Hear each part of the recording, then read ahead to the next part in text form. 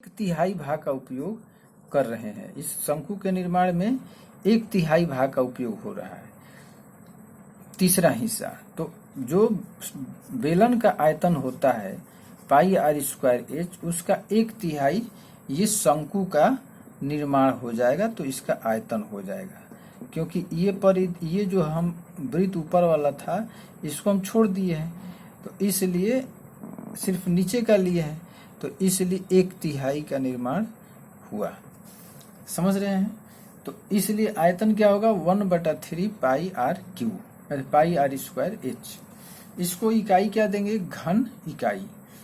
तो 1/3 πr²h हो गया आयतन, यानी बेलन के आयतन का तिहाई। अब दूसरा है वक्र पृष्ठीय क्षेत्रफल, कर्व्ड सरफेस एरिया। वक्र पृष्ठीय क्षेत्रफल, वक्र पृष्ठीय क्षेत्रफल में क्या होगा, तो ये हो जाएगा वृत्त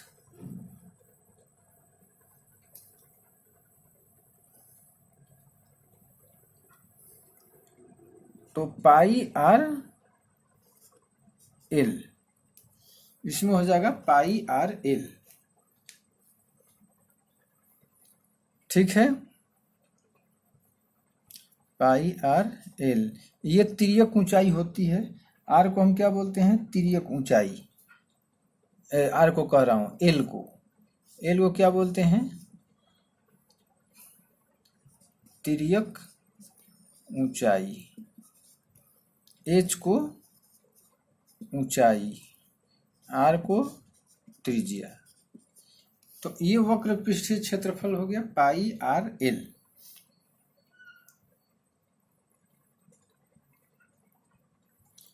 अब सोच रहे होंगे कि इसमें वृत्त का परिधि क्यों नहीं लिए, 2πr। तो 2πr नहीं होगा ना इसमें, इसलिए कि इसकी ऊंचाई नहीं लेनी है, इसमें तिर्यक ऊंचाई लेनी है, तो इसलिए इसमें πr ही लिया जाता है। तीसरा नंबर है संपूर्ण पृष्ठीय क्षेत्रफल। संपूर्ण पृष्ठीय क्षेत्रफल, संपूर्ण पृष्ठीय क्षेत्रफल में क्या होता है, तो वृत्त का क्षेत्रफल ले लेंगे और प्लस में इसकी वक्र पृष्ठीय क्षेत्रफल ले लेंगे। यानी संपूर्ण पृष्ठीय क्षेत्रफल जैसे बेलन में निकला था ना, बेलन में क्या था कि संपूर्ण पृष्ठीय क्षेत्रफल में दोनों ऊपर और नीचे के वृत्त के क्षेत्रफल और प्लस में वक्र पृष्ठीय क्षेत्रफल को जोड़े थे। 2πr² था और प्लस πr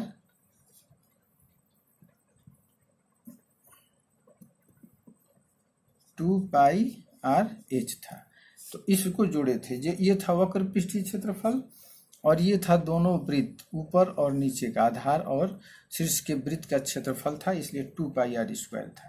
तो उसी तरह इसमें भी संपूर्ण पृष्ठीय क्षेत्रफल निकालने के लिए इस आधार का क्षेत्रफल जो एक वृत्त के रूप में है, इसको ले लेते हैं πr² और प्लस में वक्र पृष्ठीय क्षेत्रफल πrl को ले लेते हैं। इसको कॉमन निकाल के हम πr कॉमन ले लेते हैं, r प्लस l भी लिख सकते हैं। इसका क्षेत्रफल को हम लिखेंगे वर्ग इकाई। ठीक, तो ये हो गया संपूर्ण पृष्ठीय क्षेत्रफल। अगर हमको संपूर्ण पृष्ठीय क्षेत्रफल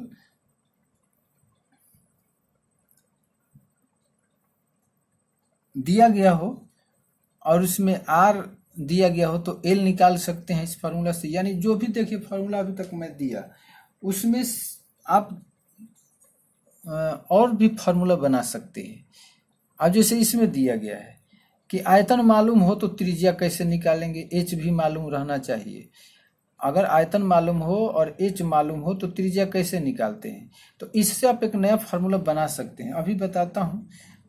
चौथा नंबर है, इसमें l निकालने के लिए l कैसे निकलेगा, तो l निकालने के लिए हम क्या करते हैं, क्योंकि देखिए यहाँ पर यह आकृति एक त्रिभुज की आकृति में बन गई, जो कि एक राइट ट्रायंगल हो गया, समकोण त्रिभुज राइट ट्रायंगल। तो इसमें विकर्ण ये हो गया, यानी डायगोनल, और ये हाइट हो गया, ये बेस हो गया। तो इसको हम क्या, विकर्ण बराबर क्या होता है, लंब स्क्वायर जोड़ा धारी स्क्वायर, यानी r² प्लस h², हम r² R square plus H square से हम तिर्यक ऊंचाई निकाल सकते हैं। अगर आर निकालना चाहते हैं, अगर दो और चीज़ें मालूम हो तो L square minus H square करते हैं। अगर एच निकालना हो तो हम क्या निकालते हैं, formula L square minus R square. इसमें से दो चीज़ें मालूम होनी चाहिए, यानी कि अगर एल निकालना है तो आर और एच को मालूम होना चाहिए। अगर आर निकालते हैं तो एल और एच मालूम होना चाहिए। एच निकालते हैं जब एल और आर मालूम हो तब निकल पाता है।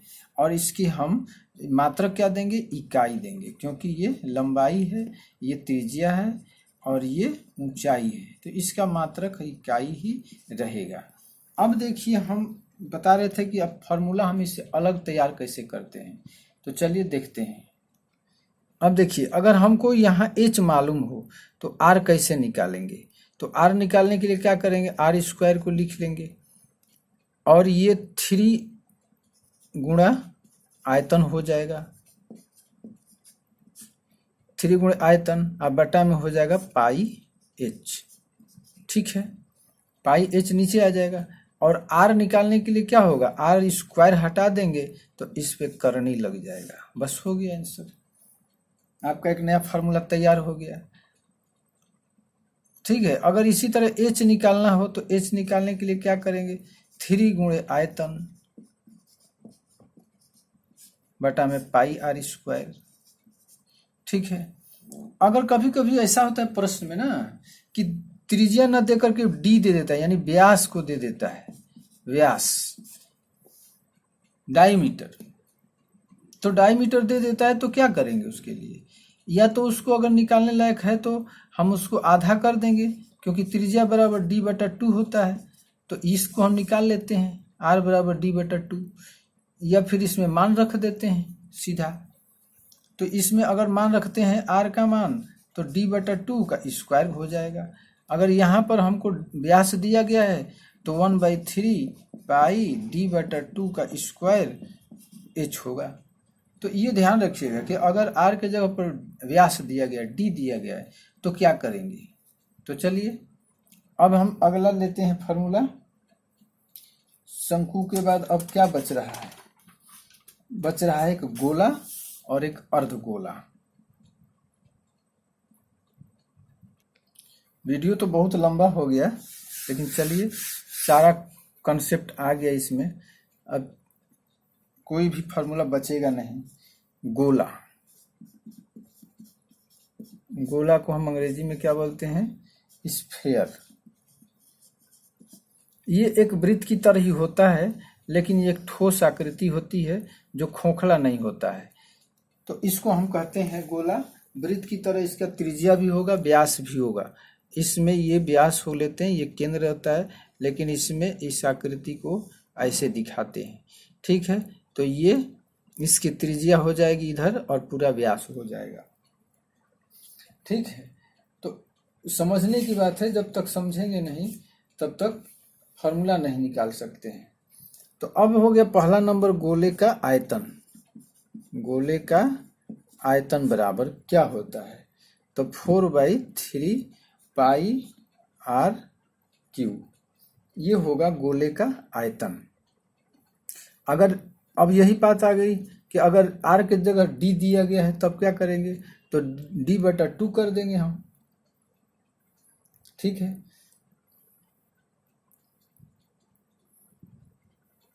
तो अगर डी बटा 2 करेंगे तो 4/3 पाई डी बटा 2 का होल क्यूब, तो हो जाएगा 4/3 पाई डी का पावर 3 बटा 2 का हो जाएगा क्यू 8, तो 4 दूना 8, यानी पाई डी क्यू बटा में 6, 3 दूना 6। तो ये हो जाएगा आयतन का फार्मूला। मेन फार्मूला क्या है आपका, ये है। अगर आर के जगह डी दिया गया है तो ये हो जाएगा, डी के लिए ये होगा, यानी व्यास के लिए, और त्रिज्या के लिए ये होगा। चलिए दूसरा फार्मूला देखते हैं।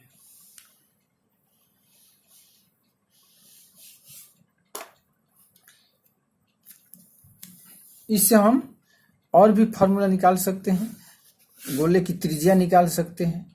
अगर आयतन मालूम हो तो गोले की त्रिज्या निकाल सकते हैं, तो आप निकाल के उसको निकाल सकते हैं। दूसरा है गोले का वक्र पृष्ठीय क्षेत्रफल। वक्र पृष्ठीय क्षेत्रफल देखते हैं, अगर समय बचता है, वीडियो तो बहुत लंबा हो गया। वक्र पृष्ठीय क्षेत्रफल बराबर 4 पाई आर स्क्वायर होता है, और इसको हम संपूर्ण पृष्ठीय क्षेत्रफल या वक्र पृष्ठीय क्षेत्रफल दोनों में प्रयोग कर सकते हैं। संपूर्ण पृष्ठीय क्षेत्रफल में भी और वक्र पृष्ठीय क्षेत्रफल में भी यही प्रयोग दोनों कर सकते हैं।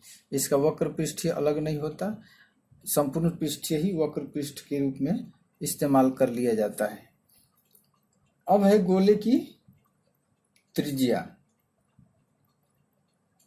तो इस तरह बहुत सारे फार्मूला आप बना सकते हैं।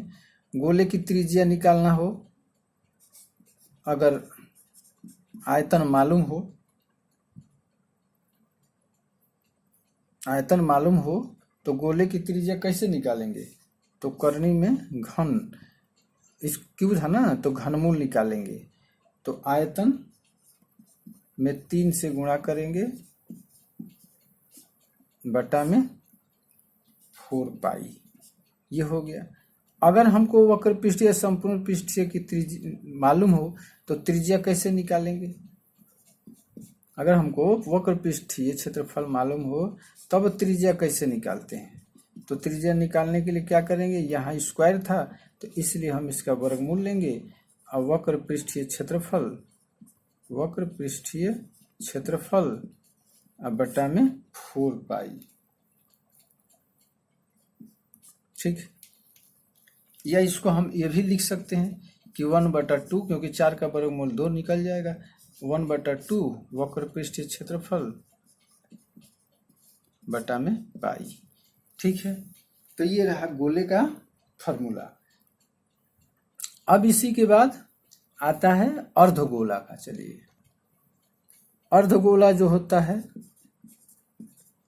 अर्धगोला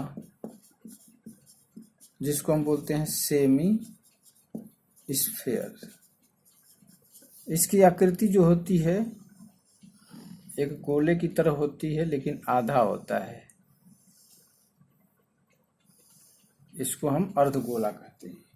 तो अर्धगोले का आयतन बराबर क्या होता है? सबसे पहला नंबर आयतन, आयतन बराबर होता है 2/3 पाई आर क्यूब। गोला का था 4/3, तो इसका होता है 2/3, ठीक है। दूसरा वक्र पृष्ठीय क्षेत्रफल, देखिए इसमें वक्र पृष्ठीय भी होता है और संपूर्ण पृष्ठीय भी होता है। तो वक्र पृष्ठीय होता है 2 पाई आर स्क्वायर, वक्र पृष्ठीय क्षेत्रफल 2 पाई आर स्क्वायर, और संपूर्ण पृष्ठीय क्षेत्रफल जो होता है, संपूर्ण पृष्ठीय क्षेत्रफल बराबर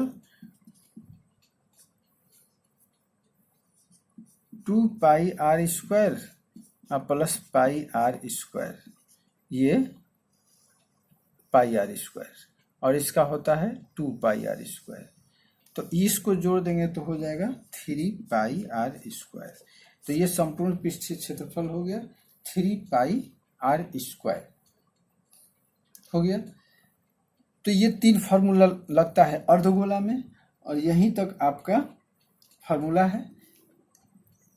अगर आपको ये वीडियो पसंद आया हो तो एक लाइक जरूर दीजिएगा दोस्तों, और चैनल को सब्सक्राइब कर लेना, ताकि अगला वीडियो जैसे ही डालूं तो उसका नोटिफिकेशन सबसे पहले आपको मिल जाए। लाइक करने से एक होता है कि हौसला बढ़ता है हम लोगों का। धन्यवाद।